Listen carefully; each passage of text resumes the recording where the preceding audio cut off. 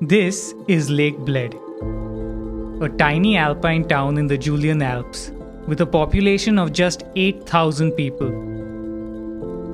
Bled looked beautiful, but a vegan map of Bled looked empty.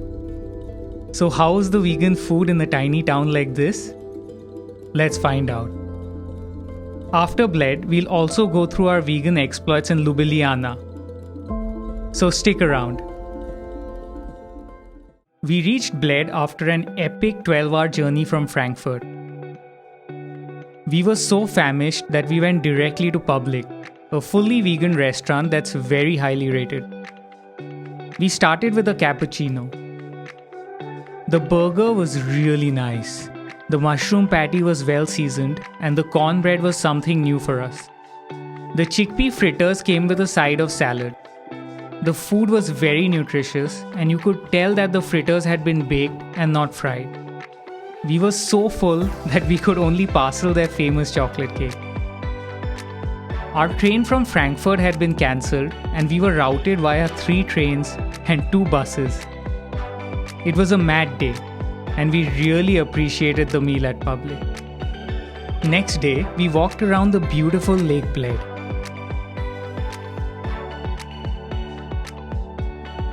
We got lunch at ARROI, a well-rated Thai restaurant. This place is fancy. We started with a plate of fried tofu. We thought it was complimentary, but it was actually a way to enforce a table charge. The soup was outstanding. We've been lucky enough to have had some amazing Thai meals in Thailand, and this soup was right up there with the best ones we've had. The spring rolls were excellent as well. We really enjoyed our meal here. It was so convincing that I had a feeling that it might not be 100% vegan, but the waiter was very confident and she assured us that it was. For dinner, we went to Pizzeria Gallus. In Bled, you're never too far away from a beautiful view. The pizza was excellent. The rocket leaves add a freshness and a bite that's really nice. Hand-tossed, wood-fired pizza with a good sauce and vegan cheese. What's not to love? Next morning, we hiked around the beautiful Windgar Gorge. It was a lovely walk, but a tiring one. We were really craving something wholesome. So when we found out that Asian Peking had vegan options, we absolutely jumped at the chance. The spring rolls were piping hot. The fried noodles were very tasty. And the spicy tofu paired really well with the rice. Nothing was exceptional, but everything felt exceptional because it was exactly the kind of meal that we were craving. After lunch, we took a gondola ride to the iconic Bled Island. For dinner, we were back to Pizzeria Gallus, and it was more of the same. I think they use a Violife cheese, which has improved tremendously in the last few years. We enjoyed both our meals here. It's fantastic when pizzerias have a vegan cheese option on the menu. Next morning, we ziplined across the Julian Alps. Once, twice, thrice, and 7 times. It was incredible. For lunch and our last meal in Bled, we went back to the place where we had our first meal. I got the burger, and Vidhi got the baked potato cutlet with salad. The salad and sauces are the stars of the show here. Please hit the like button if you're enjoying this video. It really helps a small channel like ours. The fact that we had so many unique meals is a huge testament to the growing demand for vegan options. This little nudge can be so powerful. For a chef and a kitchen to embrace vegan options, the change needs to happen in the mind. If they can accept that a vegetable soup is in itself very delicious, well then that's all you need. You don't need to restock your pantry or overhaul the menu. And of course, if you love experimenting, there are so many incredible and creative ways to use vegetables. Here are a few of our favorite vegan pioneers on YouTube. Next up is Slovenia's super cute capital city, Ljubljana. A lot of the vegan spots here are closed on the weekend, and we happened to be there on a weekend.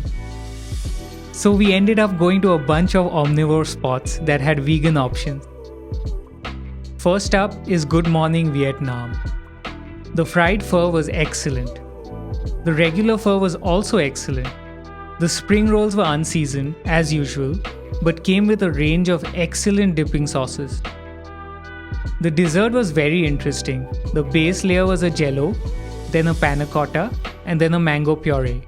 So simple and so refreshing. The food was fresh and hot and so wholesome. This was a big meal by our standards, but you never end up feeling too full or too bloated after a Vietnamese meal. We absolutely love Asian food, and it's so nice to see the abundance of Thai, Vietnamese, Chinese, and Indian joints popping up across the world. This is a tough one to review. There's always something to admire or appreciate, but not in this case. The dumplings were terrible. It was like eating raw dough. The plain buckwheat was just plain buckwheat. The trio of sausages was so peculiar and dry. It was unlike any sausage we have ever had. The turnip soup was the best thing by far. Everything about this meal was confusing. Honestly, I couldn't wait to leave and end my confusion. We love the capital city. The city center is completely pedestrianized, and it feels amazing to just walk around this charming and beautiful city. It really feels like this place was plucked out of a fairy tale. We loved the time we spent at the castle, Tivoli Park, and the town center. Recommended by our Airbnb hosts, we saved Abi Falafel for our last meal. We got a sampler plate with the works, and it was all delicious. Everything was fresh and tasty. You can totally see why it is a favorite amongst locals. The design of the space was really nice, and the service was fast. Next morning, we made ourselves a quick breakfast.